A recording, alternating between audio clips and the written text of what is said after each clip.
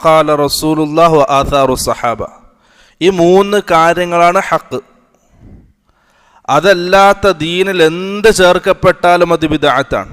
ഈ 3 അല്ലാത്ത കാര്യങ്ങൾ ദീനായിട്ടൊരു ഒരാൾ കൊണ്ടുവന്നാൽ അത് ബിദ്അത്താണ്, അത് ളലാലത്താണ്.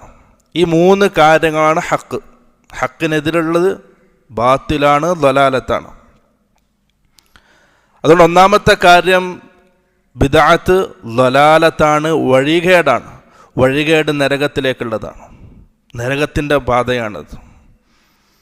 റസൂൽ സല്ലല്ലാഹു അലൈഹി വസല്ലം പറഞ്ഞു, സഹിഹായി സ്ഥിരപ്പെട്ട ഹദീസ്, അലൈക്കും ബിസുന്നതി, നിങ്ങൾ എൻ്റെ സുന്നത്തിനെ മുറുകെ പിടിക്കുക.